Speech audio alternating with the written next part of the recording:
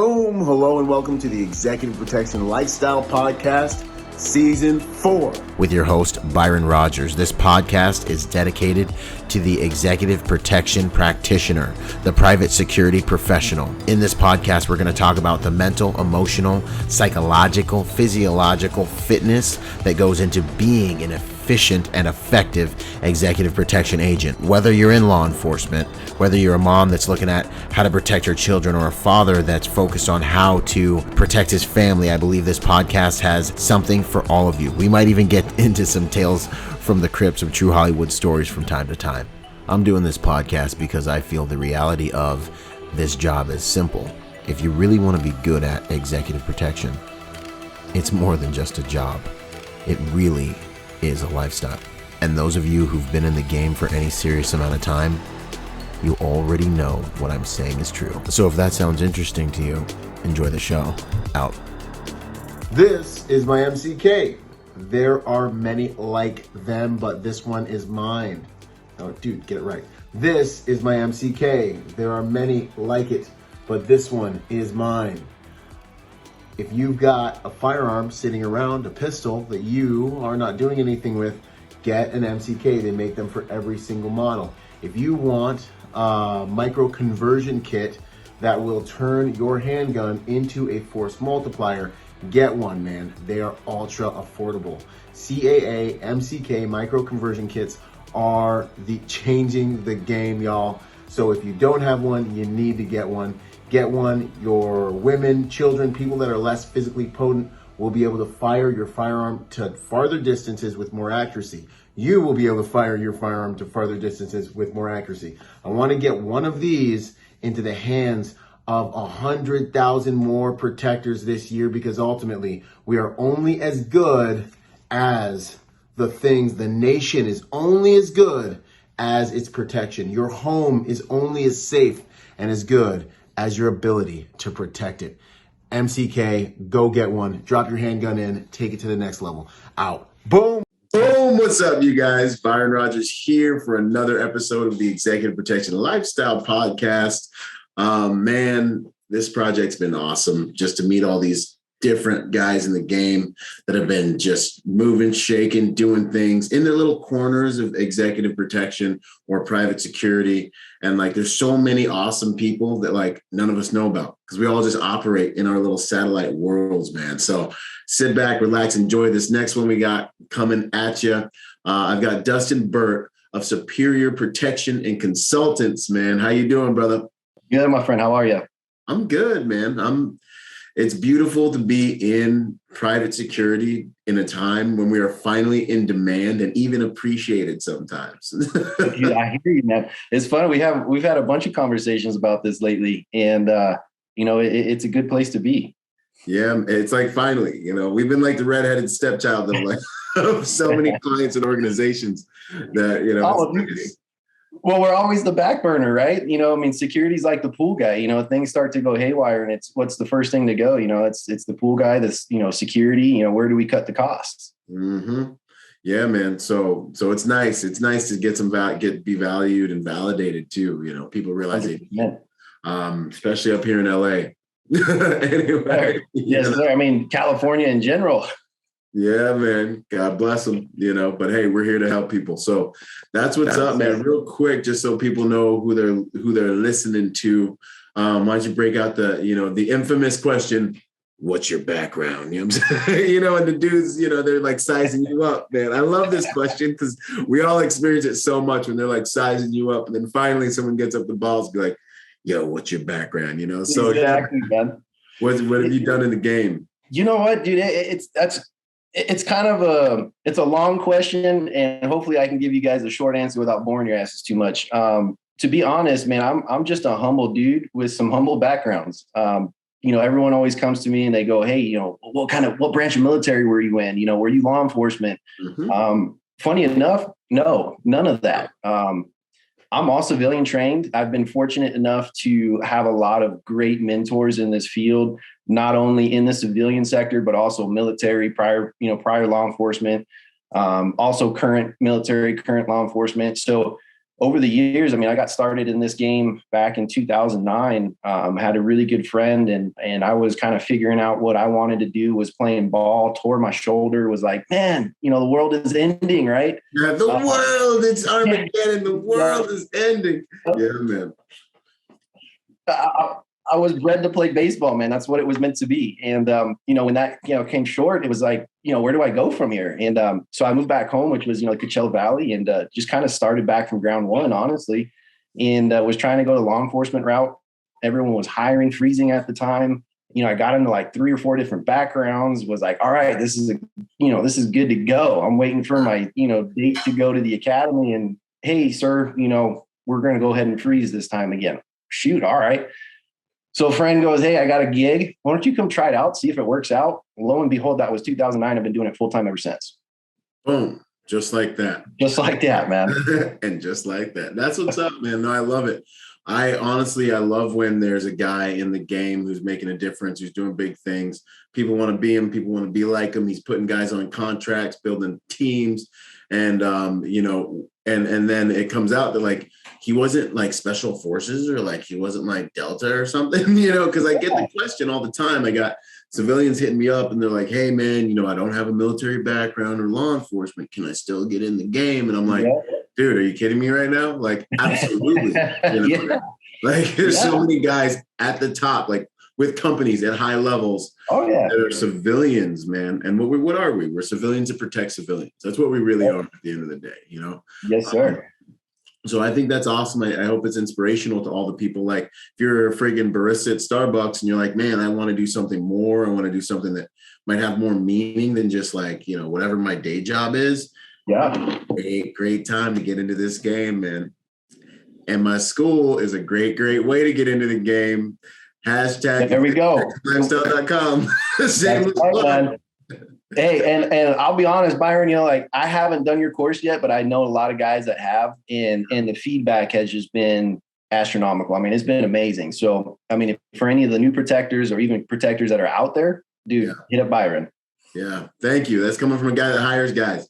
It's been because I stay on and I coach with these guys on a weekly basis. So I've been able to be with them when they get their job. I've been able to be with them when they get their promotion. And it's been one of the most rewarding endeavors of my life, honestly, is to continue coaching those guys after they go through the training and seeing it work, you know? So heck yeah, man. Thank you for that. Oh, I mean, you know how it is. It's, you know, it's like being a coach, man. It's a mentor. Like you said, it's a lifestyle. It really is, man. And can you not tell the difference when you have one guy that's like trying to make money and just like, okay, there's a job, I'll stand here. And then there's another guy who's like about that life, who's like training, he's trying to bring his lifestyle to the work, and he has that protector DNA. Like, I don't know, to me, it's like deadly, terribly obvious, but I don't know. How's it for you? No, man, it's the same way. You know, I actually revert back to a certain situation because I get asked this a lot. Yeah.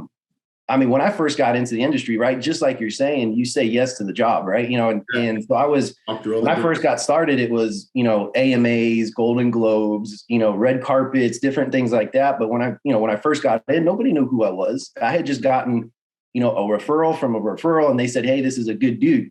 So I show up and, you know, I'm working back halls, you know, halls and walls, right? Some walls, baby. You never know who's going to come through that door. And so I've always told myself, you know, and I had the right upbringing, right? You know, my dad was a blue collar, hardworking guy. And, you know, he just always said, you never know who's going to come through the door, not only just in this job, but in life. And so I just treated everybody with respect as they came through. Hey, how are you? How can I help you? And that paid off. I mean, just that genuinity of talking to people like they're normal people and knowing exactly where they needed to be and what time and where to go. I mean, that just right there impresses people. Yep. So that turned into, hey, you know what? I really like you. Can I get your information? You know, I was like, well, I'm on a job right now, but you know, if you want to connect later, or I can connect you with my supervisor or my superior, you know, more than happy to go through the proper chains. And man, that's snowball effect. Yeah, no, that is the way I got in the industry as well. Bouncing at Hennessy's, you know, twice I did this from the door bouncing, man. And you just gotta always treat everyone with respect, always be professional. Let them see you doing a good job. Even if it's mopping the floors, you mop those freaking floors, man. Like your life depends on it, because your life can change because of it. Yeah, you walk with a purpose, right? Yeah, man. It's powerful stuff. And it takes some faith, but it's like a principle. It's like, if you do this, then it can bear fruit, So I agree with you 100% on that, man. That's why I got in the game too. So, there's some proof. Humble beginnings, man. Yeah, man. Don't look down on your halls and walls job. Don't look down on whatever we put you on. Do that crap like your life depends on it, man. I'll be honest. We have a client that we've worked with for years and years. They have a small award ceremony that they do. It's actually the Costume Guild Awards. Mm-hmm. And me and another friend of mine that's actually one of my mentors, we're going to go out and do the load in just so that we kind of have more hands on. Like, I don't care. I'll go fill the spot for, 8 hours. Like, it doesn't bother me. It's part of what we do. And when you can actually become real with yourself and understand, like, hey, every job has a purpose. It's not about who's watching the back door, the main stage, the front door. The client. Yeah, exactly, man. Who's with the client? Like, everyone's got a job and there's a specific role for that job. And when you can realize that, that's when you become a protector. Yeah. That's when you become a force multiplier for your team. That's when you're a friggin' good team player. You can play line, you can play quarterback, you do whatever it is. You name it. Then that's what we need out there, man. That's what we need. Because the egos, they don't fit. They get in the dang way, man. They don't fit. So that's a team destroyer right there. Yeah, man. Yeah, 100%. My ego is like, I'm going to do a great job because I'm here, no matter what. When we talked on the phone, man, when we got to flow together, and one of the other things, it was like, you were like, what do you want to do? I was like, man, I'm here to serve. I'm here to lead. I'm here to do whatever you need, and I'll play whatever position you put me in. And that I think is that taking pride in this job's going to be done well because Byron's here and Byron's going to do whatever job to the best of his ability. That I think is where guys need to channel that ego into, man. Yes. I think that's where we go farther. Yeah. And that's like, I know you see it because I think you and I have had some talks about it is, this whole, and don't get me wrong, bodyguard is still a term that's widely used, depending on where you're at in the world. Yeah. But there is this persona of what we have right now, the Hollywood bodyguard. And, man. And everybody wants to be that face. And it's like, look, when you become that face, you become a bigger target, you know, and if I'm moving a client safely and soundly, I'm sure as hell not doing it, out in public view, unless of course you're dealing with some, high profile clients who want that. Who want that heat. It's true. Exactly. Everyone who hasn't done it or doesn't do it wants it. Yeah. Exactly. And if you've done it, you don't want it. Yeah, if you've done it, you're like, let's just stay under the radar, man. Let's just stay under the radar. That's funny. You can take the ball, I call it being close to the fire, man. Go ahead. Yes, sir. Yes, sir. That stuff is chess. It ain't checkers, man. You can't just survive there because you're cool. You got to be competent, man. Otherwise it's going to be short-lived. No, for real, and man, just like you said, you can't be cool and do this job. I mean, you can, but you can't, Yeah, and that's not everything. You got to make it. You do have to make it look good. Exactly. But that ain't everything. You're going to have to be smart too, Exactly. There's so much more to go along with it. Yeah, man. No, I dig it.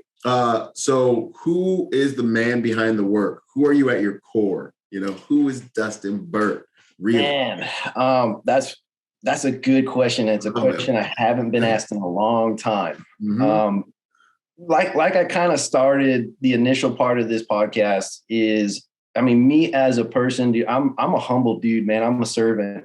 I love to help people. That's my number one thing is, if I've climbed the ladder to get to the top, what can I do to bring the next guy up that ladder? Yeah. And that's kind of where I bring it down to. And like I said, my pops, great man. Like he's probably one of my biggest idols, to be honest. I probably never told him that. Right. That's cool, the guy, he was a blue collar guy. And I just remember him always telling me like, hey, like if there's food to be put on the table, I'm going to make sure my guys are always fed first. And so that's kind of the approach that I've always taken to this business is I run my business much like a family. And does it make it hard, when you got to cut guys loose? Of course it does, 100%. But at the end of the day, I know that the guy to my left and to my right feel about me just about the same way I feel about them. And I know that if, stuff starts to go south, like, they got my back. And, having that trust and that kind of family background of things, especially from me, like, that's everything, especially having that camaraderie. 100%. No, that's that family approach, man. I'm so blessed that I think, I came from humble beginnings too. So, it's like when I was growing up, it was like Lord of the Flies, man. My dad was doing business most of the time, and, my mom was doing the best she could, but it was like, we were just out there, until all I had was my dogs. So we used to call them. I was like half raised by DMX, you know what I'm saying? But like, and then I got to the Marine Corps, and it was that same thing, man. Your guys eat before you. You're the first guy on the field, last guy off the field, and then football, I had a lot of that too. And I find that, man, like, especially the companies that do good, and the teams that do good, that work like one organism, like one mind, like, you don't even have to look at your dudes, and your dude's in the right spot already, you know? Like, that's that family, that wolf pack mentality, man. Yeah. And covering each other, protecting each other, not throwing each other under the bus. Yeah. That's the stuff that makes and I oftentimes, because, it's funny, we talk about it a lot. It's not something that I so much believe in, but, like this whole horoscope stuff, right? Yeah. And, and me being a Gemini, like, it's funny because you get down to the nitty gritty of it. Me and my buddy Rigo, who's actually one of our managers, we laugh about it because we're the same, and we get to a point sometimes where we expect people to do the right thing, right? And we expect them to do a good job because that's how we do our job. Yeah. But in reality, that's not always the case. Dude. So just like you said, when you got that, that wolf pack, man, when you got that pack together, and that if one starts straying to the right, that one of your guys is going to bring them back in, or if you have, someone from the pack that's just not doing well, like, we all pitch in to, pick them up. Yep. No, that's huge, man. And that's a vulnerability actually I've had too, is like, I just, by the grace of God's, like, I've just learned to be authentic, and I've learned to, like, I don't lie, I shoot people straight. Thank God, I've really learned I've really tried to focus on cultivating authenticity and being genuine. It's like a muscle. You kind of have to strengthen it. It takes confidence and all these things. But because of that, I'm vulnerable to people that aren't that way. Because I just never think anyone's just straight lying. They're like, why would you lie? Like, there's nothing to fear. Yeah. I'm going to help you and protect you and try to do good by you until, I guess, you attack me or do something weird. Then I gotta, and then I have that same thing where it's like personal pride in what I'm doing. Man, I had and I'm learning, and not learning, but I have had to learn, unfortunately, that not everyone rolls with that ethos, but the teams that have that ethos are special. And then recently, dude, like really recently, I had this experience where, to me, my word is me in it is my bond, like, if I say I'm going to be there, if I'm not there, I must have died, And I have had like a few guys lately be like, oh yeah, I'm gonna, I got you, da, da, da, da. And then like they hit me back and like day before the contract, oh, I made a scheduling error, or like, and then they're not there. And I'm like, what is happening right now? Like, dude, guys, yes.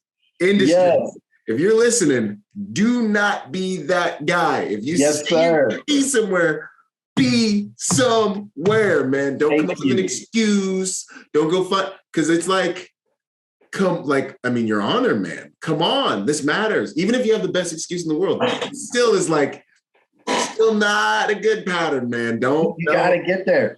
Yeah. No, that's right. It's like me. Like, I'm still based in the Coachella Valley, right? So 90% of my work is in LA. Yeah. And, if it's not LA, it's Orange County or somewhere in Southern California, or we're traveling, right? Mm-hmm. And man, from 2009 to, till now, I'm driving from Coachella Valley to get to LA for jobs. And I know that if I got to be there at 2:00, I'm leaving my house 4 hours, 5 hours in advance. And I don't care if I'm there an hour early. I don't care if I'm there 2 hours early. I'm there. Because everybody knows, and this being in LA, you sit on a job, someone shows up late. Oh man, I hit traffic. Well, dude, you're in LA.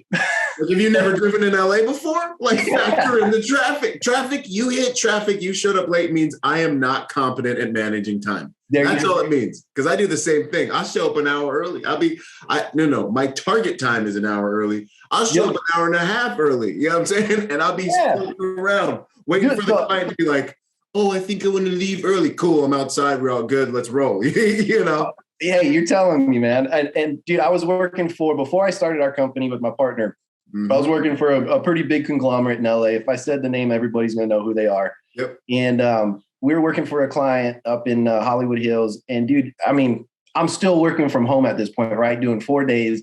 My start time was 6 a.m. No joke. I would leave my house probably 2 a.m. I would get there 2-3 hours early. I would just sleep in the car for an hour or two. Like, at least I know I'm here. I can drink my coffee, wake myself up before shift, and then I'm on my shift fresh. And if I wanted to, I would drive home or I would, stay in LA. Yeah. But I mean, that's what you got to do. And that's what it takes, to make sure you're that guy. You want to be the guy that everyone's like, yeah, he's going to be on time. Right. 100%. I can count on him. Yeah. If he says it. It's like, I always tell my wife, I tell everybody, I'm like God. If I say it, it's gonna happen. It's gonna happen. If I say I'm gonna be there at 8, I'm gonna be there. Like, it's gonna happen. It's real now. It's real. I said it. Yeah. So that, I mean, but even to go with that, look, there are times you're gonna be late. It happens. Yes, it happens, and you got to know. You got to stay calm. You can't rush into a situation, especially if you're one-on-one with a client. And, if they're like someone who feeds off energy, which, most of these LA clients, everything's about energy, right? And feeling. Get them. And if you come in there agitated, you'll see it right off the bat. Yep. You will agitate the day. Like you you will agitate the itinerary with that energy. And you're talking about a big thing here, man. Like, you're staying grounded, and if you make a mistake, own it. Own it. The whole thing. Own it. And, hey, I understand I made a mistake. I apologize. Hopefully I'm more valuable to you now, because I will not make that mistake again. Byron, I'm so happy you actually just said that, because I swear that there's some sort of something going around right now where dudes literally feel like they cannot take responsibility for their own actions. Yeah, they're doing this all the time, right? And bro, like, I'm here to tell you, it's okay to mess up. Like, you're going to mess up. Okay to mess up. And dude, that's where we learn, mistakes is where we learn, the biggest lessons, right? Valuable lessons. Yeah, man. Valuable lessons. Like, you have to mess up to learn some of these valuable lessons. And, and that's the thing, is some of these guys mess up. They don't know how to react. Yeah, it's real. And it's so important. And to be completely honest with you, I see a lot of value in a guy when he messes up and he owns it, and I can see he's pissed about it. Like, when I can see he's like he inside himself, he's like, oh, I'm so annoyed that I messed up. And I'm like, good. Because I know that's the guy. It's like breaking an arm. It's it's going to heal stronger. I know that's the guy who's really going to do everything he can to not do that again. And he's more valuable to me now. The guys that haven't never messed up, I'm kind of like, well, it's going to happen. Let's see how you deal with it at some point. Yeah. So funny you say that. So we did an event, which actually you came out and helped out for, which was amazing. And I'm sure we'll touch on this here in a little bit. Yeah, but we had a guy, and just knowing from being in the field, right, we always overshoot. So if our number's 15, we're going to bring in 17, because you just never know. Because I had a gentleman who's supposed to be working back at house, solid guy. He's been with me for years and years and years. Yeah. He actually works another detail and got called in last minute. Mm-hmm. Lo and behold, I mean, this is an honest mistake, and I know the guy personally, which is why I'm going to vouch for him. Right. He overslept. Was supposed to be, at his call time.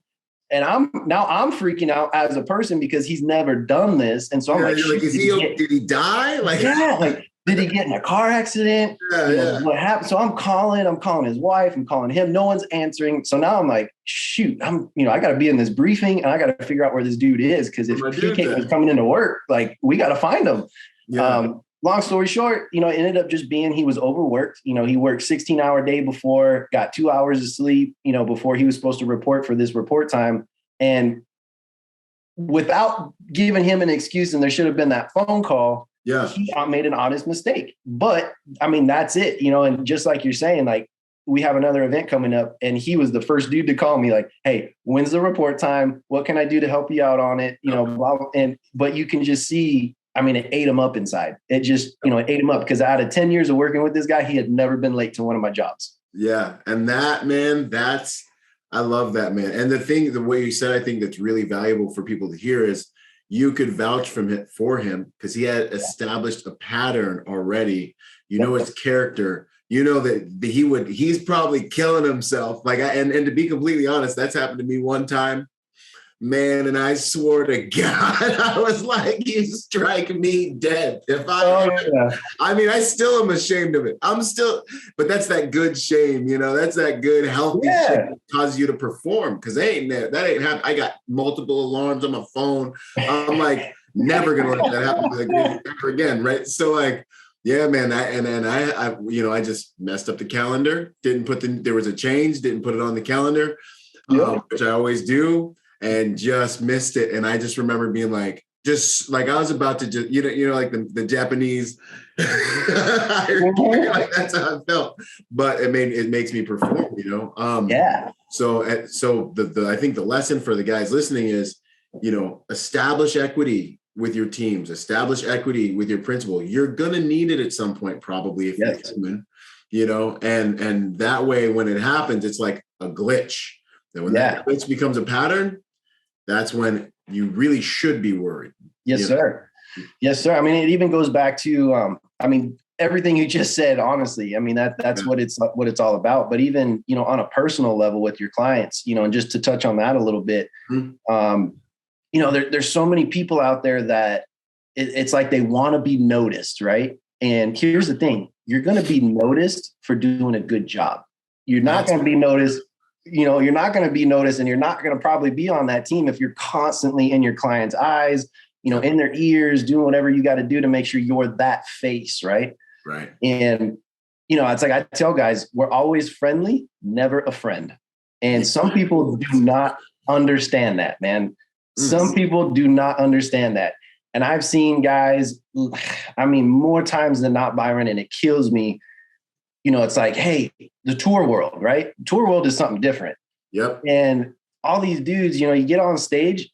I'm going to stand before you right now and tell you that it's an adrenaline rush. I mean, at some point of you being on stage, like, dude, I know I'm not the artist, but I sure feel like it. Game time. It's motherfucking game time. Your hair stand up. Yeah. And the girl's like, You're just like, this is the big show. It's the big show, right? And for us, that's the adrenaline that gets us pumping to where we're like, all right, we got to switch it on. And our client's on right now. So whatever happens on this stage is on us. On us. But there's some people that get to that position and it's, hey, when are we having drinks after the show? Or who can we hang out with? Or who can we mingle with? And I've had guys, not personally, I've known guys that, started smoking weed with their clients because that's how close they got. And lo and behold, 3 months later, management comes in and goes, hey, this dude's got to go. Too comfortable. And it's like, dude, you shot yourself in the foot. Like all you had to do was stay in your lane and be friendly and not a friend. Dude, there's so much wisdom in what you said, man. It's seductive to have powerful people like you. So it's when you all of a sudden, like one day you're bouncing, and you're trying to make ends meet. The next week you're on private jets backstage with this powerful person who could just make things happen. And they like you and they're kind of like hanging with you. You're the what I like to call the flavor of the month. You know what I'm saying? And you got to remember, our client demographic gets tired of Lamborghinis. Like they literally leave Lamborghinis in the desert. You know what I mean? So your time is coming. So not getting too comfortable and not like thinking this is the main thing. It's about you. It's not about you, man. It's about your clients and how we serve them. Like what you said, like once it's game time, it's a big game. It's like whatever happens on the stage is on me. That's a servant mentality. I need to make sure I'm on my sector, on my job. Whereas some guys get addicted to it and they're like trying to get in the glory shots and in the pictures and this stuff, and that is the road to destruction in this game. 100%, man. It's not about you. And hey, look, and don't get me wrong, we're in a day and age of social media, right? And everybody, wants to make a name for themselves, but there is a right way to do it. And there is a wrong way to do it. And sometimes they both look the same. You just have to be mature enough to know, hey, okay, this one's just a little bit better. Yep, 100%. That discretion goes a long way, because you might get a lot of likes on that picture, and then you literally might never be able to work with certain client demographics or companies for the rest of your career. Oh, 100%. I mean, I've had clients. I've literally gone in to do interviews with clients, and their first question is, "Hey, did you work with so and so?" And I mean, there was one point where I walked in. I said, "Yeah, I did work with so and so." And they go, "Okay, well, we really like you, but we probably can't use you on this job." And I go, "Well, do you mind me asking, kind of what those parameters are?" And right. A lot of times it was just like, "Hey, well, yeah, we did a collaboration. It just didn't end well. So we just can't be associated with anyone associated with that group." Or it could have, I mean, it's honestly, there's 1,001 reasons what it could have been. But at the end of the day, guess what? That's the client's request, or that's the client's feelings. And you got to be respectful to that. Yep. And I've always ended situations like that with, "Hey, thank you for your time. It's much appreciated. I'm sorry it didn't work out. If something comes up down the line, you have my info." Yep. 100%. Always graciously and positively and professionally. That's like a kung fu in this game, man. Like, no matter what, I will redirect it into a positive. They will walk out of that room being like, "Wow, that guy's a good dude." Like, okay, cool. I'm not going to lie. Yeah. I've had a client literally go, "You know what? We got referred to this company. We really like you, but we have a commitment elsewhere, but we still wanted you to come in so we could get a feel for you." Yeah. Hey, there's nothing wrong with that. Guess what? I walked out, and 6 months later, I got a call to come right back. Exactly. And that's why it was happening, man. And being able to see that, man, see that future and create that with your social dynamics is where it's at. The other thing you said that was huge was, I know a lot of dudes want to be kind of honored as like that protector. They want that like close spot. They want that close relationship. And there is a way to do it. And you said it right. You said, get noticed for doing the right thing. Yeah. When my principals and clients think of me, like, I want them to think like, Byron is a trustworthy. I can trust him not to get too familiar. I can trust him. When me and my wife are in an argument, I can tell he is purposely not listening, and be that faithful protector. And over time, you really can become like the furniture. Like, you can become the slave that might end up almost in the will one day. Like, you can become like a extended family member, but it's after they know you respect their relationship and your job first and foremost. And when you prove that over time, then you get this really, really closeness, that's really healthy. It's a healthy relationship. That's key right there. Is it's a healthy relationship, but you still have that protector clientee, separation. Yes.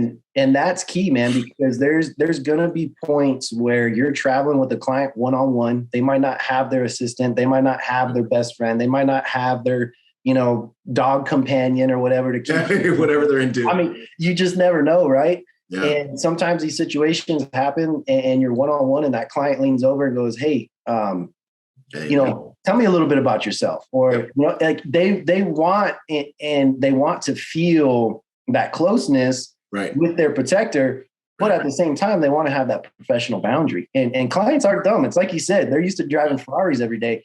They have no problem going, "Hey, get me another dude." Yep. Just like that. Like that. Yeah. And I think with that, you have to be able to wear multiple hats. You have to know when, like, and you have to navigate that. Yeah. Hey, so tell me a little bit about yourself. What are you about? And then you have to be able to move into that kind of like, all right, I'm going to expose myself. I'm not going to expose too much. I'm going to deal with it. And you need to kind of almost be a friend for a few minutes.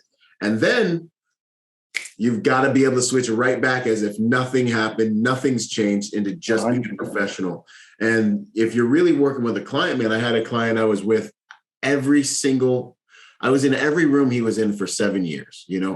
I was with him all over the world, private, like jets, one-on-one, everywhere. I was his shadow for 7 years, and I know what saved me and made that relationship awesome. And even to this day, he's almost like a stepdad, because I always honored his office and his position. And sometimes he would be like boyish, and just want to play around. And sometimes, but then when he's in the businessman side or any of the other one of his roles, I would adjust and react and maintain that professional relationship first. And then ultimately it results in him trusting you. and being like, this guy's not going to overstep his boundaries. And then they honor you in your position. Yeah. That's what you really want. Yeah. And there's another side of that too, Byron, that you touched on it, but I don't know. Yeah. I mean, I know you're aware of it. I'm just going to exploit it. Yeah, man. I'm going to exploit it a little bit. Yeah, man. So you talked about having, that dynamic ability to work with different clients, right? Yeah, and that's like what we call a mental switch. Yep. And in sports, we have that, right? Like you were a football player. I was a baseball player. A lot of people say, baseball is not physical, which to an extent, you're right. It's not super physical in terms of playing American football or rugby or certain things like that, but it is very strategic. And I know that when I was in practice, I was one way, I took it serious, whatever. Mm-hmm. But me being a pitcher, we control the game, right? And I remember as soon as I would put that first cleat on the grass before even crossing over, the base path, like there was a mental switch that happened. And when I got on that mound, I'm sorry, if you were my best friend on the other team, you were no longer my best friend. Right. Game time. And that, transfers over into a lot of different things is, just having that mental capacity to know when to give and take and to when to go soft and hard. Yeah. We had a very tricky dynamic with a client that we still currently have. Yeah. He was a big businessman. He had a couple of kids that were actually twins. So we had to float between principle number 1, number 2, number 3, and number 4, right? So were they identical twins? They were twins. Like identical or just normal? Like, no, boy and a girl. Yeah, but they were. Okay, thank God. Thank God.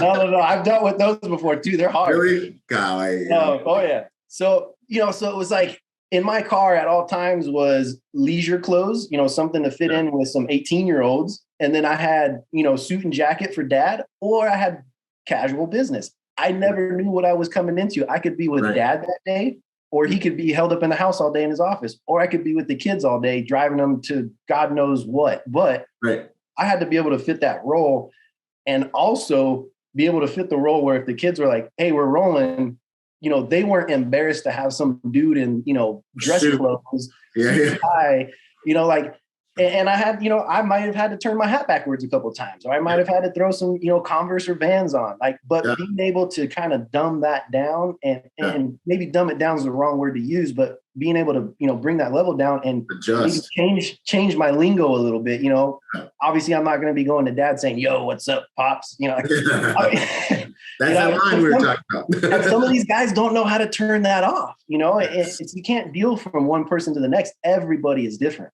Yeah, like you're not the baseline. Like when it comes to social interactions, and I recently was running around with one of the guys, great dude, totally capable, awesome, make your client, make your company look good. But I was like listening to him talk to a few people, and he was like, "Yeah, bro, dude, man, player," and I'm just like, bro. You are crushing. Like you can't do that to everyone. You gotta respect your I love you, bro, but you can't do that. You know what I mean? Like drop a sir in there, man. Like show some homage.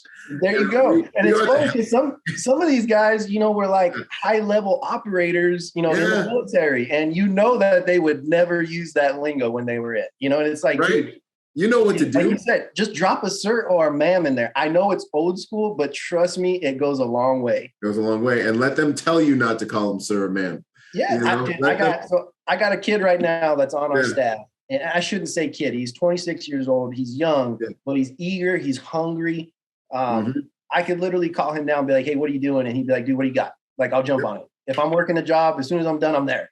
And I had to get used to it because I know I look like I'm older than heck, but I'm 35, right?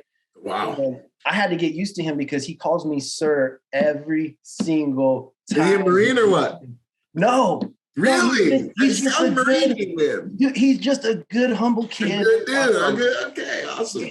Awesome background, but that's all he does. And I finally had to tell him, like, yo, Walt, like, stop calling me sir, man. Like, you've been working for us for a long time. Like, dude, just call me Dustin or like buddy. I don't care, but I hate sir. Yeah, we can't. He's like, okay, sir. I'm like, Oh, that's awesome, man. But I respect that because that was me. Yeah. Yeah, no, same here. That was me too. I even had a client cuss me out one time. And I couldn't help myself. And he was like, no more. He said, like, he was mad at me because I made a mistake.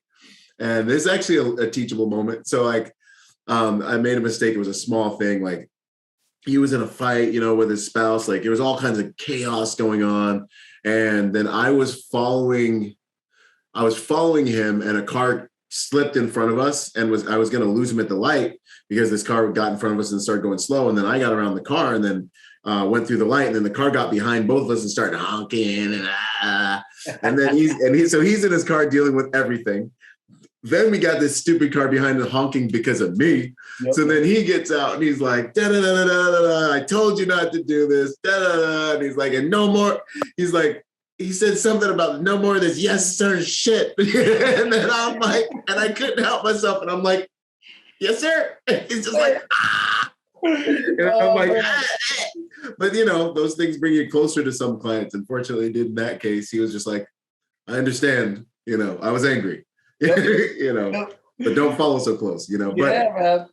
That kid, man, is going to go far, man, because those values and when you give respect, it's powerful. It's so powerful. And that's why I'm always default respectful. Even in a confrontational situation, I'm default respectful. If I'm out there working, I'm default respectful, because you're like giving into an account when you're respectful to people. I see another dude on the street that looks bigger and stronger than me. I'm default respectful. I give him a nod. I say hello. I acknowledge him. I don't like hide my face and like walk around like I'm tough or something.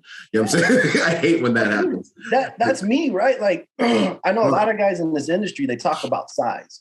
Mm-hmm. And look, am I tall? Yeah, I'm 6'3", but I'm not a big dude. Like, I'm 200 pounds soaking wet, on a good day.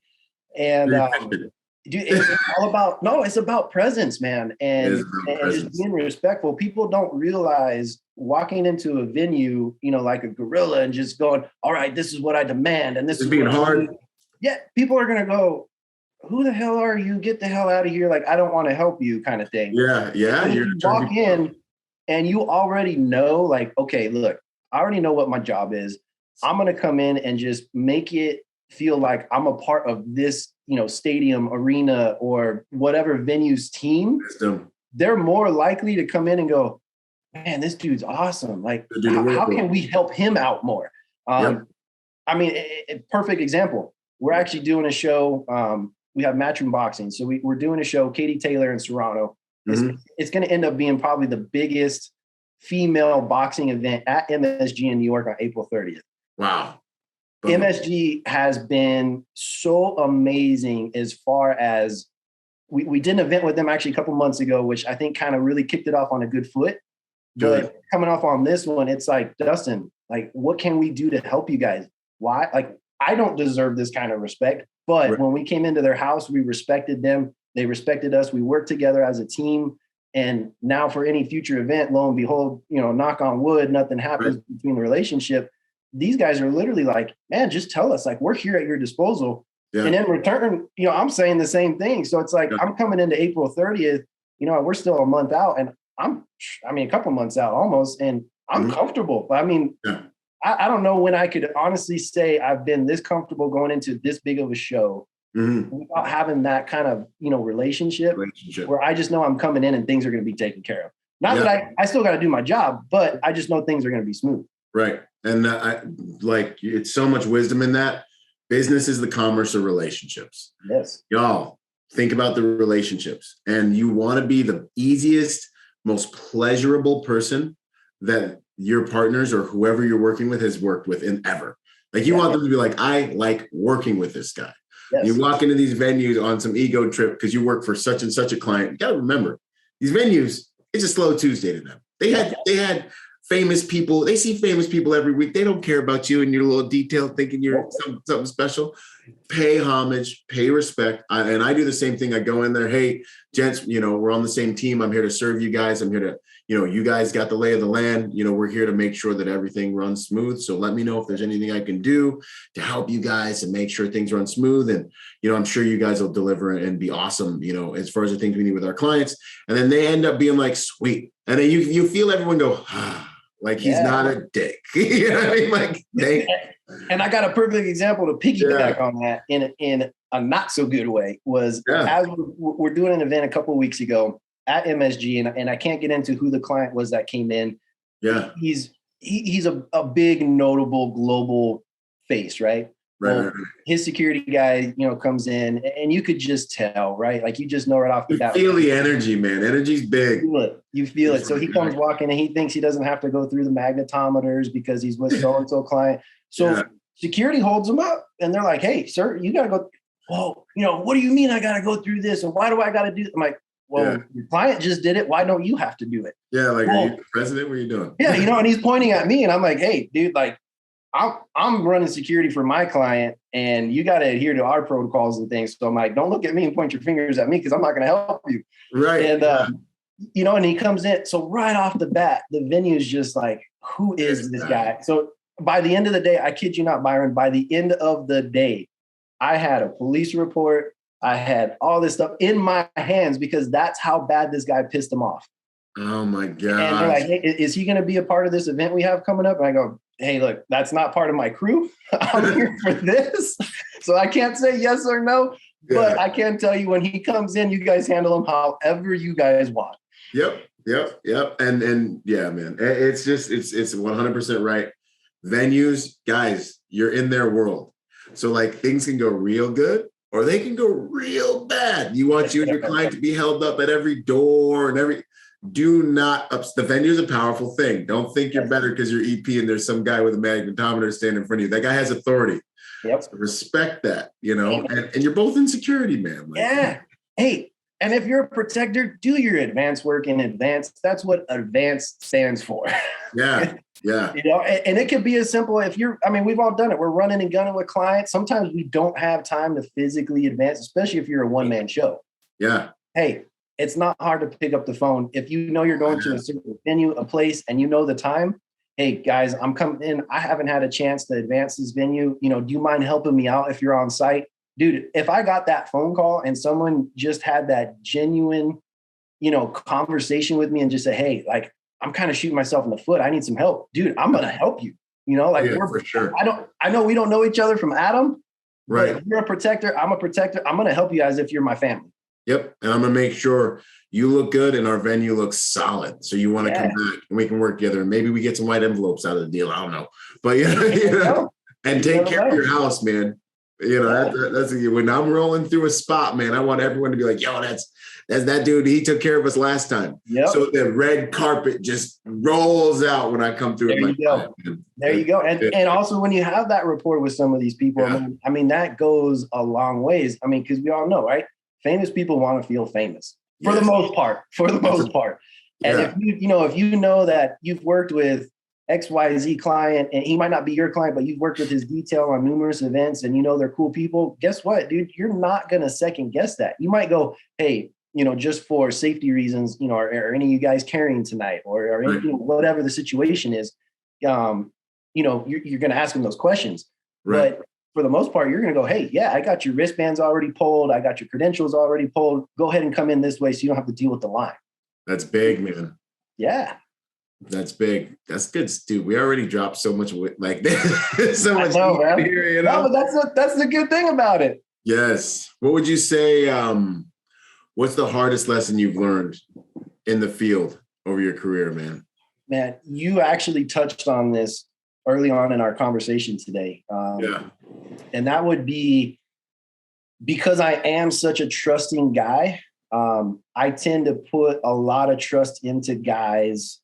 Yeah. It doesn't matter if I met them yesterday. It doesn't matter if I met them 5 years ago. Yeah. I base everything off respect, right? And, if you show me respect, I'm going to show you respect. So I would say probably one of the hardest lessons for me is not letting, and this is kind of hard to put it into words, to be honest, is essentially just staying on top of the business.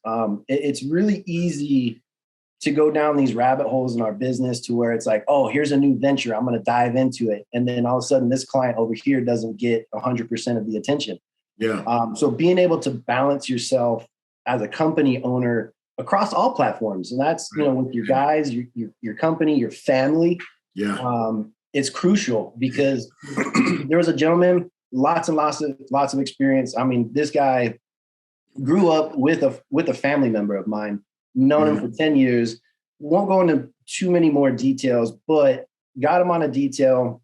And lo and behold, next thing I find out, he's asking the client to go on retainer outside of our company.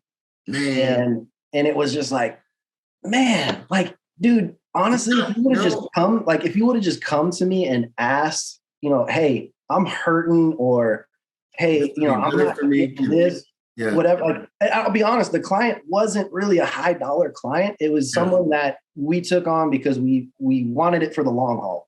At the time it was like maybe a C-lister, and we knew that it was going to go up to like an A-lister. Yeah. And like, to me, that was just the biggest kind of just gut-wrenching stab in the back was, man, this dude that I considered my brother literally just went behind my back to try to take a client. And I know this happens all the time in our industry, but when it happens on a personal level, that's where it just, I'm still bitter about it. I'll be honest. I'm still bitter about it. It just hurt my feelings, man. And you want to be like, does he not know? Like, does he not know?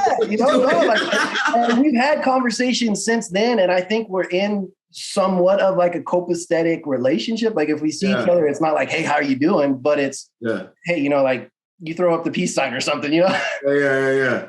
But I would say just, don't get too hyper focused on one thing when it comes to just, the business as a whole.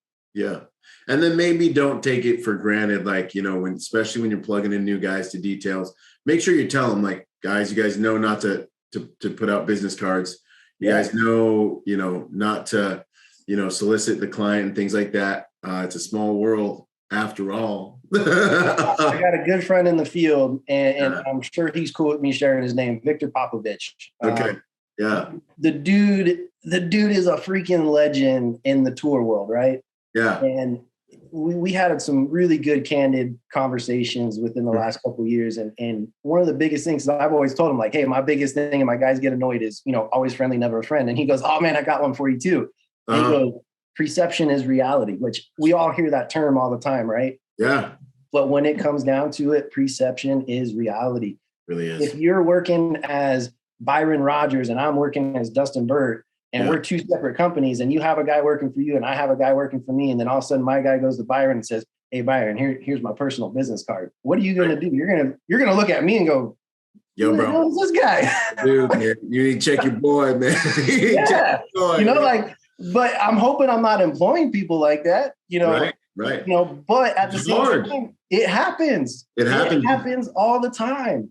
It takes time, man, because like you interview a guy, like I put out a call out. The guy comes to the call out. I hop on the phone with him. We do a Zoom meeting. We sit down. Like, you have a thin slice to put a bet. Sometimes they come out and do an in-doc, depending on what detail it is. And I get to see him shoot and move a little bit and be social. Okay, cool. Thin slice, man. 4 contacts to gamble and then put your jersey on a dude. You know what I'm saying? So the patterns of their personality and their character always come clear over time. And so as employers, man, it's like this crazy little Russian roulette game. Sometimes you're like, he looks good. He presents well. I know I'm not interacting. I'm interacting with his representative. Okay. Like, this isn't really, and over time we'll see who he really is. But man, that's a gamble we all have to take. It's interesting. Yeah. And another one, man, to add on to that is I just had a gentleman, and dude got referred to me by a good friend. I never met this guy a day in my life. And he's actually with LA County Sheriffs. Yeah. Young cat, he's 27, 28 years old, but he's already starting to feel that whole defund the police and, all the things he got into law enforcement about, he's now feeling he can't do anymore. Wow. And so he got referred to me because he's thinking about making that switch over to like the private sector security. He's realizing, honestly, and nothing against law enforcement. I have family members on law enforcement. Yeah. He's just like, man, it's more frugal for me, and for me to start a family and to live in LA, I kind of need to make more. Yeah. And so I'm going through this whole, interview with him. I'm looking at his resume, and the dude says something during the whole conversation that stood out to me. And before we wrap up the conversation, he goes, hey, Dustin, he goes, look, man, I know you don't know me. I don't really know you. I'm just super strong and eager in this field of work. I want to gain as much knowledge as I can. Yeah. I just want to throw this out there. If you have an advance or a show or something that you're doing, can I just tag along just to watch? Just to learn. And you're like, this guy. I'm like, wait, this guy just asked me to come follow me around. Yeah. On his own. Yeah. And he's not asking to get paid for it. Like, oh. Okay, ping, like, all right, dude, bing bong. We're gonna have some more conversations. Yeah, so, man. I mean, that was last week. We have some jobs coming up. Dude, he was my first phone call. Hey, would you be interested in coming out working on some of these jobs? And he's like, dude, I'm there. Just tell me when. Boom. That's the guy, man. That heart. That's him. And that's like today's day and age, man, with these kids. And I call them kids, and that's just natural for me. Mm. It's like that work ethic is just not there. Everybody's got this social media mindset of, hey, I can do big things and I don't need to work for it. And I'm special and I'm entitled. Like, you know who I am. Like it's like everyone's been mothered, It's like your mommy told you you're special. Homie, you'll always be special to your mommy. It don't matter. You know what I'm saying? Like, what are you really going to contribute? How competent are you actually? You come out with the men. Because we're all about that. You know what I'm saying? Like, link shields. Let's see how competent you are. Your mommy gonna love you whether you win or lose today. There you go. Here, you need to perform. And it's up to you or I, man, to really give that, affirmation, right? Like, as protectors, we're not out there to get the pat on the ass. Like, and if you are, you're in the wrong business. Like, it's the time that you'll get eaten alive if you need that to perform. Yes. And it's the time that you do get that pat on the back that you're, that's when you hold it inside. You don't let it come out, but you're just like, okay, I did something right today.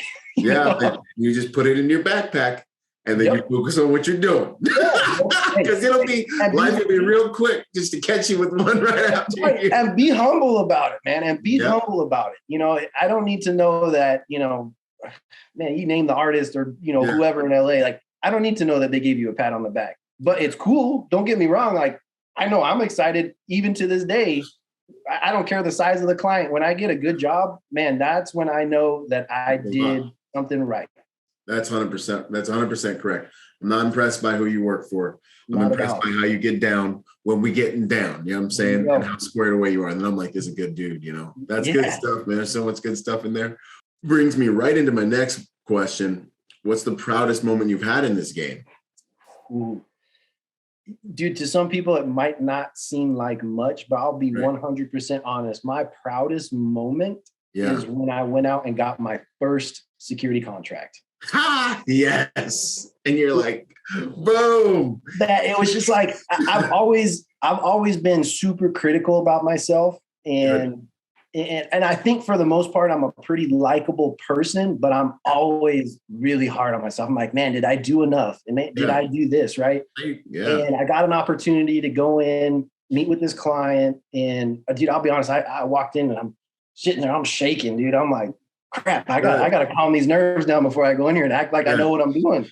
And, and it wasn't that I didn't know what I was doing. It was just that I'd never been that front person. Yeah, a new level. And coming from like at this point, even at a young age, like I owned a business before getting into security. Mm-hmm. And I never had an issue with walking into meetings and talking to people, but this was something new, right? It was a healing. It was everything was new. Yeah, and, man, I honestly, I'll be honest. I walked out thinking that I bombed the heck out of that interview. Yeah. I mean, I walked out, I called, my wife, I called some friends. I'm like, man, I don't think it's going to go in my favor. Oh man. And it was like 30 minutes later, I get the phone call. Hey, so-and-so would like to sign a contract with you, and let's sit down and see where things can go. And dude, I just wanted to, it was like mic drop. That's awesome. I'm like, I'm in. Yeah. I'm freaking in. So, I mean, that honestly was probably my proudest moment in the security field by far. Outstanding, man. No, that's awesome, man. It's like that movie. What was that Will Smith movie where he's like with his son, he's with Jaden, and he's like trying to make it, and he's like fighting it. I know exactly. And he wins, and he finally gets Pursuit of Happiness. Huh? Yes, dude. Pursuit of Happiness. I think. Pursuit of Happiness, and he walks out, and he's like, I know that moment, man. Yeah, man. That's how I felt. That's awesome, man. That's really beautiful. Heck yeah. No, I love that. And there was one other thing you mentioned that I was going to say that I was going to circle back to too, real quick. We were talking about the generation, and we are talking about these guys that have the wrong attitudes and things like that, which guys, like, the cheat code is it's so easy to stand out and be a freaking winner right now, because all these dudes are just so confused and like, because no one performs. So like literally, what have we talked about? Like we talked about a guy that like says, sir, shows up on time and like volunteers to try to learn because he's hungry to be good at this. Yeah. Like these aren't big things, but if you do these things, you will be the guy that your employer looks at and he's like, I love this guy.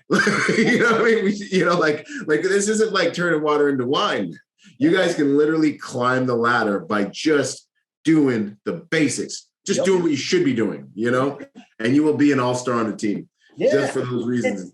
It's funny. Look, I'm going to be real, man. And this is something that I think a lot of guys aren't straightforward about. Like there is a clear definition between styles of work, right? Like a tour guy is probably not going to be a dude who works with a CEO. Right. A guy with a CEO probably isn't going to co-work with a movie star, you know, and vice versa, and know the lane that you want to get into. And there's nothing wrong with playing with all the fields. Cause I'll be honest, like, dude, I'm a utility guy, man. Like I can do music tours. I don't like to, but I can do them and I can do them well. Yeah. You know, CEOs and kind of large scale events are what get my creative juices flowing. Mm-hmm. And, you know, I'll be honest, man, like if I have a client that comes up and I might be slow that week of work, I'm not going to put myself on it if I don't think I'm that fit for the client. I'm going to go, okay, what does the client want? What is his style? You know, maybe what are some of the trends? And then I'm going to fit a personality or a person with that exact client. So, you know, I tell my guys, like, don't be offended if I don't select you for specific clients, because you just might have not been the right fit for that client.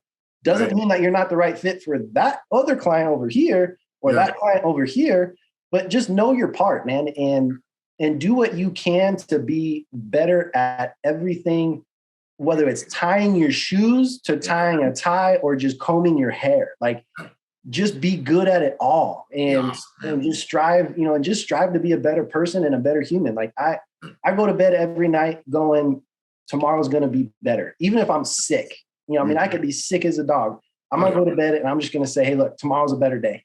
You know, I still might wake up sick, but guess what? I might be 80%, you know, where the day before I was 90%, you know, in terms of like how I felt sick wise. Yeah. Man, it's just like, just stay the role. Just stay the role. No, 100%, man. No, I agree with you 100%. That's be better. Always make it better. Yes, sir. You know? And then 2 more questions and we'll hit these closing questions. What do you like the least about? What are the things that you like the least about what we do?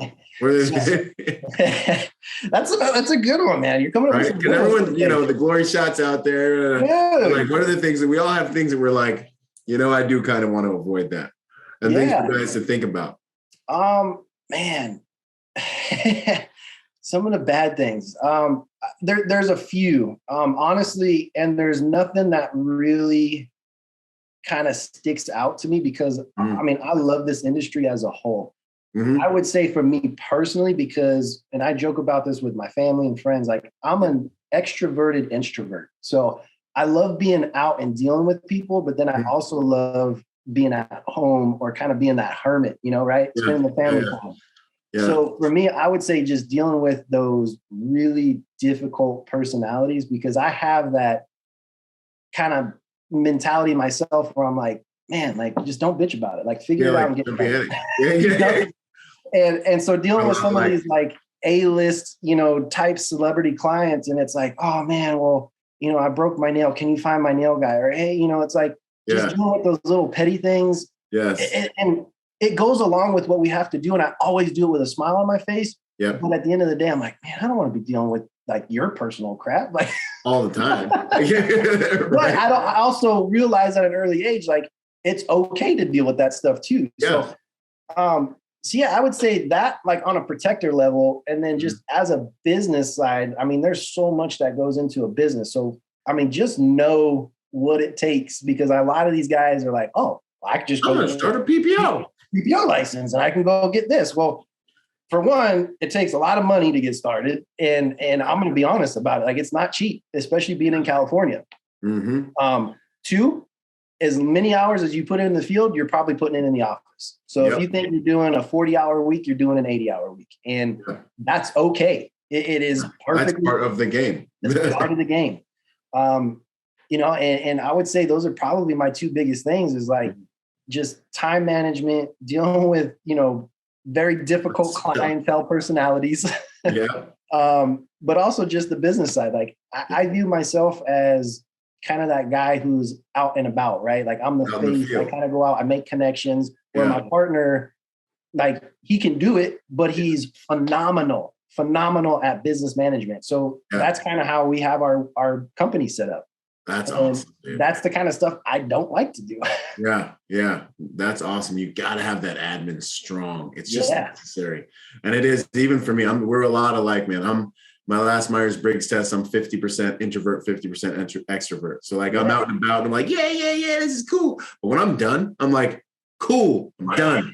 Don't talk to me. Leave me alone. Half the people send me a text or call me and I'm like, why are you calling me? And then like I get on the phone, it's like ultra legit. And I'm like, okay, this is legit. Let me just, you know, but like when I'm working, I just want to be like left alone. That's why I wake up at 4 a.m. so I can spend like some 4 hours before people start creeping in and hitting me with text messages and questions and stuff. But, and then, man, that admin piece and this whole like, oh, I'm just going to start a PPO. That's good info, man. That's a good warning because it's a lot more sophisticated than you think. Make sure you know where your clients are coming from before you go and do all this stuff. And you got to get insurance and you start getting bills, man. I'll say it too, man. Like if that is something that you truly want to do, talk to your superior, talk to the business owner. I will tell you right now that 9 times out of 10, guys like you and me will help somebody get to where they want to be. More oftentimes than people probably think. It's 100%. The time that you go, man, I really don't think Byron's going to like the fact that I'm going to start my own business. Hey, dude, come to me. I already did it. Like, I will help you in any way that I can, as long as you're a good dude, you know? And there's got to be some understandings. Like, I'm not going to be naive to the fact that, hey, if I help you out with your PPO, there's got to be no impeding, you know, relational conflicts there. In regards to my clients. But at the same time, like my ops manager, man, he just moved out to Tennessee and, you know, he had always told me from day one, like, Dustin, I want to learn what I can learn. I want to, you know, teach me everything you can, but I want you to know eventually I want to start my own thing. And I'm like, dude, from day one, I've always told him, hey, as long as you're upfront with me, I will help you in any way that you need. And I mean, it's actually been a blessing because now there's a side of the business that he does that I really don't do.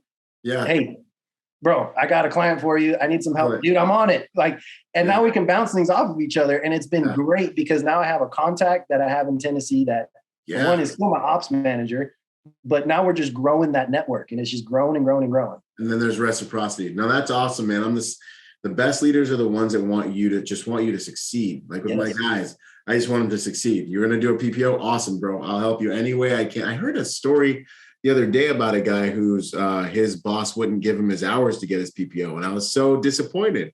I'm like, what kind of leader is this? You know, like I should be happy for my guys when they're at the state where they can go out on their own and they can stand on their own. Or like one of my guys got an offer from a huge EP company. It was like an amazing offer. Like I couldn't touch it, you know? And I was like, dude, congratulations, bro. You know, like, this is great for you and your family. I hope you like working there, man. Like I'll help you out. They need a reference and they need a call or whatever. You know, I'll help you any way I can, man. And I think that's a sign of good leadership. So, dude, I mean, I just had a guy that you and I both know, Julian. And dude hits me up. He's been with me a long time and he'll still work with us part-time. And he goes, hey, and I'll be honest, at the time, I just did not have a contract to put this guy on. And, you know, he was doing some boxing, but for us, you know, the boxing matches we're doing is once, twice a month, sometimes more depending on the time of year. And, you know, and those are a week at a time, but, you know, you can't base your living off of that. And he just hit me up. He said, hey, look, man, I don't want to be disrespectful. I know you know this gentleman, but he's got an opportunity for me. And here's the client that he said it was okay. I shared it with you.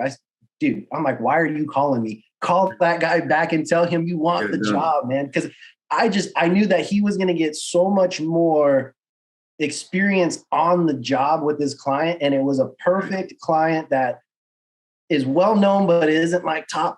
And he was kind of coming into that, even though he could have taken a top client. Right. It was perfect because now he's calling me. He's like, dude, man, all these things we've been doing over the last couple of years and these things you told me to watch out for. And like one of the best ones, dude, and it sounds so dumb, is I had given him an experience of a client that I took to a wedding. And the wedding was out on a grass field. She wore 3-inch heels. Okay. I had just happened to put some of those heel stoppers in my pocket for walking on the grass. Oh, it happened to him. It happened to him.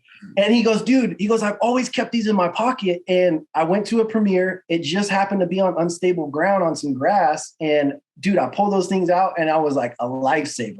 Oh my gosh. You're blooded. You're blooded to the client. You're part of your furniture now. Yeah. That's game. I don't know about that one, man. Yo, message. That's game right there. But dude, that's the level of details as a protector we should get into, because it's 80% customer service, 20% security. I mean, you can fight me all day long, but when you're dealing with the type of clients that we're dealing with, I mean, that's pretty much it. There's gonna be fly balls all the time.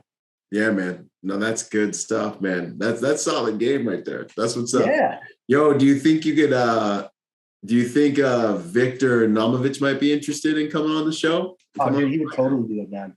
Right? Heck yeah. If you could intro me, man, that'd be awesome. If you hit him up, see what he thinks about it. It'd be an honor for sure. Yeah, no, he would totally do it. Outstanding. Okay, cool. Boom. What we kind of touched on it, but real quick, what do you like the most about the industry? Man, this is a fun question. Yeah, I know that one was dark. I try to come back to the light. You're killing me with some of these other ones. Yeah, right.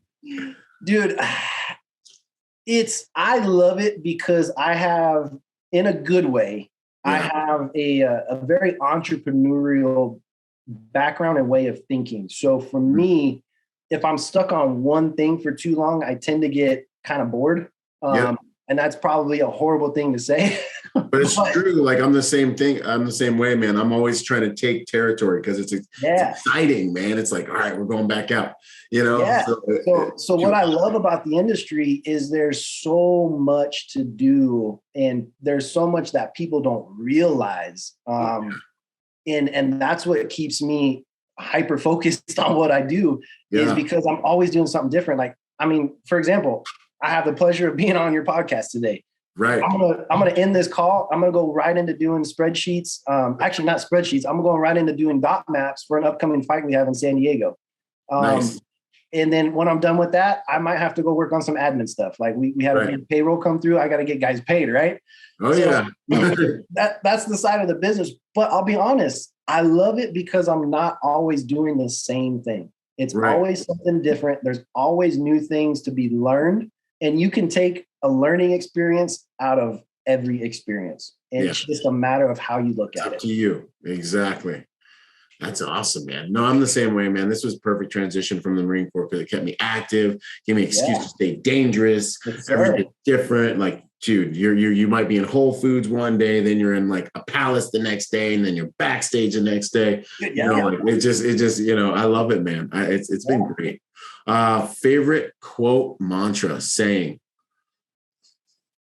Ooh, man, I have so many. I mean, honestly, I have so many. I try not to really hyper focus on one. And but if I had to, honestly, and I don't even know who put this out there, but it's my famous saying, dude, always friendly, never a friend. Always friendly, never a friend. I think when you said that, it hit so hard. I already got it up here on like the show. It might be the title of the show. That's what's up. I love it. But no, man, because it's so true. And if you know, it's funny. Like we always use that, right? If you know, you know. If you know, that's real. But in our industry, that's, man, there's no really any other way to put it. Like if you know, you know. And if that quote or saying or whatever you want to call it resonates with you, you know.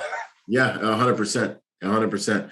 Because I go to EP gigs knowing that could easily be my last day if I step in correctly. And that mindset causes me to perform. It causes me to perform. One wrong turn, took it to you thought you had it all down, one wrong turn, show up to a back door, it's not open, boom, client loses trust and faith in you, just like that. So it's like, this is business, you know what I'm saying? But at the same time, we need to make it look easy. Yeah, we need to make you're only better than your last job. Yeah, man, 100%, man. You're only as good as your next move. There you go. Good stuff. A habit or ritual that you think people should look into for their lives, or to be better protectors? Ooh, again, it's a multi-part question. There's a lot of them. So I actually just had the opportunity and blessing to attend an event in South Carolina called Winter Strong. Okay. So Winter Strong's put on by a gentleman, Burke, who owns Sorenex Gym Equipment. They're global. They do most of your big colleges, NFL teams. You name it, right? I got to know Burt really well over the last couple of years. He invited me to this event. And when you talk about having elite athletes and outdoorsmen combined in one space, and just getting the opportunity to listen to some of these people, I'm going to be respectful and not say exactly who was at this event because there were some pretty big notable people. Heavy hitters. But one of the biggest things that actually a 4-time Highland Game winners got up and spoke about was it takes 21 days to create a habit. Right. And for me, I'm a habitual person. And if I don't stick to my habits, I go haywire. Yeah. I would say, honestly, because you'll see it, dudes are all shapes and sizes and forms in this industry. But you got to maintain some sort of level of fitness and personal hygiene. You do. I don't even care. I don't care about your feelings. I tell you because I love you. You got to sell. People need to look at you and think, this guy can protect me. Yes. That's what you're selling security here, man. And it goes back to that saying, perception is reality. Yes, it is. Perception is reality. I don't care if you're going to do jujitsu 1 to 3 days a week. Yep. I don't care if you're going to the gym 1 to 3 days a week. But if I can actively see that you're trying to put in the work to do something to better yourself, dude, you're already winning. Yeah. You're in the right spot. You're in the right sector. That's great advice. And I always tell my guys, when I look at you, I see your standards. Yeah. When our client looks at you, they see your standards. We see your physical fitness standards. I see the way you respect people, maybe the way you respect yourself. Like when I look at your relationships, I see your standards. If I could look at your bank account, I could see your standards. and they just sit there and you can see them thinking, it's like, look, man. And the other dangerous thing is the way you do one thing is probably the way you do a lot of things. So if you don't have a lot of impulse control and you don't make sure you have high quality habits to make sure that you're optimized and operating physically at a high level, that's probably the way you're going to do your work. That's probably the way you're going to do a lot of things. And so people are like, oh, don't judge people for being overweight. And sometimes it's a medical thing, but a lot of times it's not. A lot of times it's your judgment, the quality of your judgment and the quality of your emotional intelligence really what gets you to this place. And we all struggle with it. I'm a recovering fat kid. I'm going to be a fat kid inside for the rest of my life. You know what I'm saying? But I figured out how to work my little fat kid genes and try to be decent. Yeah. That's our struggle, man. I don't know if you've had the opportunity to meet, which I haven't, David Goggins. I love the guy. I love his content. Yeah. The dude, hey, he's raw. He doesn't give a crap about how he puts things out there, which honestly is something we need to get back to. It's a love language, man. But if you look at him, he literally oversized kid, just decided one day, man, what am I doing with my life? And then the dude ends up going and being an SF operator. And now he's just killing it. Militaries and his story is tremendous. Yeah. His book Can't Hurt Me, y'all. If you need some inspiration, go ahead and get that. Yes, sir. 100%. Yeah, man. So that's awesome. Foster high quality habits and maintain physical fitness. Everything comes out of the physical in this world right now. Yes, sir. And you don't have to be that slim and trim guy. Yeah. I know a dude who's one of the best operators in the world, works with Flume. You name it. Mumford Sons, you name it. The dude is phenomenal. Not your skinniest guy, not your built guy. He's kind of heavy set, but the guy just moves like he's water. with a purpose. Yeah. And Right. but it definitely like tunes up your vibration. Like when you're working out, when you're hitting the mats, when you're shooting and moving and you're actually training yourself, you have a whole different like look and feel to you, a whole different vibe to you. You move different, you think different. So there's a lot that goes with it. That's not just, oh, I need to be jacked and tan. Like, nah, man, like, Yes, sir. I never had a six pack. All right. Yep. Like, but it does something for you that needs to be done, man. Yeah. And then I think finally, the final question. The final question. How do you want to be remembered, brother? What's it all for? Man. Such an easy question, No, honestly, I love this question. My brother and I, at that exact event that I just told you about, Winter Strong, had this exact conversation on the way to the airport. Good. Good. Legit. And, we started talking about guys who, might be multi-billionaires, millionaires. Yeah. Like, what are they going to be remembered for when they die? Are they going to be remembered because they just had a lot of money? Like, okay, that's cool. But at the end of the day, that's not what I want to be known for. Right. To be honest, what I want to be known for is I want to be known for that guy who, even if you didn't know me that well, you were like, dude, man, there's just no words to describe him. Like the guy would take his shirt off his back if I needed, a shirt to wear that day. He would bring me a suit if I couldn't afford to, get a suit and, let me work this job. Yeah. He was a great mentor. Yeah. He taught me life lessons. Like these are all things that I want to be remembered for. I don't want to be remembered for just one thing. I want to be remembered. I was that dude that helped everybody. And whether or not I made it big, dude, at the end of the day, I could care less. I mean, we all want to make it big, right? Right. But I could care less how I get there. If I helped 5, 20, 30, 50 people on the way and they're successful and they're healthy, they're taking care of their families, dude, like to me, that's the world. Yeah. Yeah. And I think it's difficult for people who don't have that to understand how valuable that is. Yeah. And I totally was like, I was betting in my head. I was like, a man who helped guys, who helped people, who helped push people forward, Yes. I was like, so when you said that, I was like, yes, I got it. I've used my psychology degree, but finally for something. Anyway, no, but like, yeah, man, it's so powerful. And for you guys listening, it might be kind of like hard to understand why that's so valuable because everyone wants like the money and the fame and all these other things. Materialistic, right? Yeah. When you get a taste of someone like, especially like with my school and dudes are like, dude, I have this job because of you. I got into the industry because of you. I can feed my family because of the stuff, because of the time you've spent to try to help people. There is nothing that stuff is another type of currency. It's so validating in some way, and so you guys, if you ain't helping nobody, you better help somebody. It really is powerful, man. It's awesome to have in your life. No, it's good stuff. It's good stuff. And I've been fortunate to have great mentors in my field, growing up through the industry. I still have great mentors, man. Surround yourself with like-minded people. If you want to be a thug, surround yourselves with thugs. You want to be successful, surround yourself with successful people. Yep. I've always held that dear to myself. And if you look at my friend circle, yeah, we all like to have fun. We like to not be on the books and have a drink or two and, and some laughs. But at the end of the day, like I surround my family, my kids, everybody with just like-minded people. Good people. Yeah. I'm the same thing, man. Rule of fives. You'll rise as high as your 5 closest friends. There's nobody around you that's going anywhere. Then stop hanging out with everybody and listen to audiobooks. Spend time with people who have done things in this life and have high quality ideas so you can elevate your mind and your vision, because perception is your reality, man. Yeah, it's so good.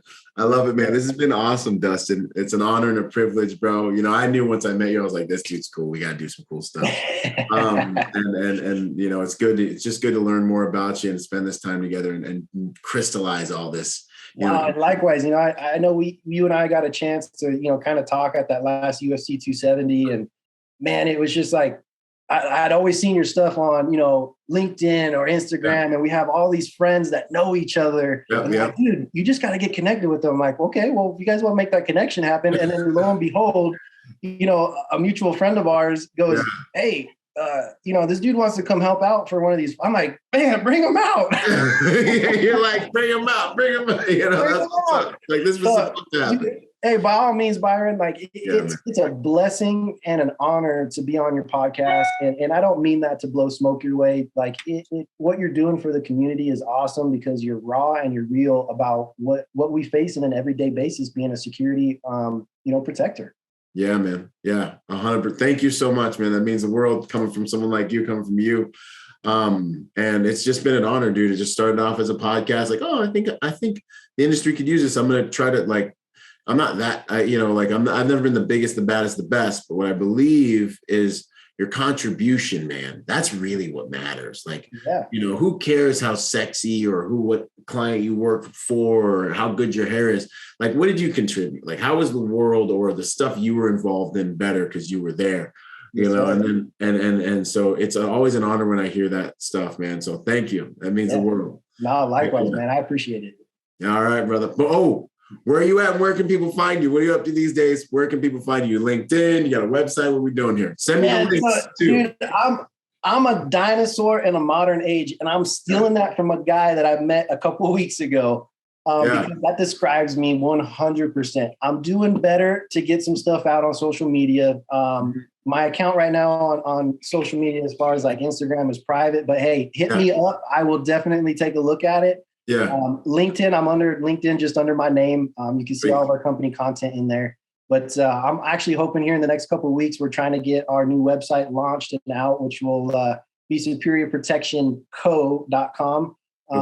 You'll be able to see some of the stuff we've been working on. But again, I'm a really private guy, to be honest. And I really pride on keeping my clients at a level of exclusivity. So I really don't put out a whole lot just because I want to have that exclusive, kind of side to me where clients go, hey, not everybody knows who this guy is, but at the same time, I still want people to know who we are. The right people know who he is. The right people. That's how it works. That's how that gets down. Cool, man. Okay, so shoot me the links you want to put out. We'll put them in the show notes, y'all. Cool. Connect with Dustin. And man, it's an honor. Thank you, brother. Pleasure again, man. I appreciate you having me on the show. Awesome. Yo, if you're a private security professional wanting to take your game to the next level, go to executiveprotectiontrainingday.com to check out my personal success package for private security professionals. Check it out, executiveprotectiontrainingday.com. And remember, y'all, hard skills do save lives, but soft skills get you paid. Boom.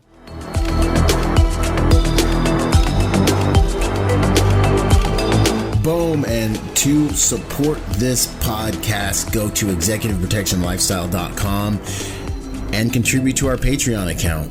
That Patreon account is what helps me make this podcast possible, contributing to this brand, what we're doing here, making it so that I can bring better guests on, making it so that we can plan more events and just expand the contribution to the private security industry and also to making America a safer place. Do whatever you can, contribute whatever you can, because it makes all of these things possible. Thanks for those contributions. Yo, and before we go, I got a shout out to the sponsors, starting out with Primary Weapon Systems, PWS. They truly are the evolution of the rifle. Use Byron for 10% off. Grayman & Company, the most comfortable tactical suits in the game. Use Byron for 10% off with them. Until the next podcast, this is Byron Rodgers, protector by nature and by trade. Out.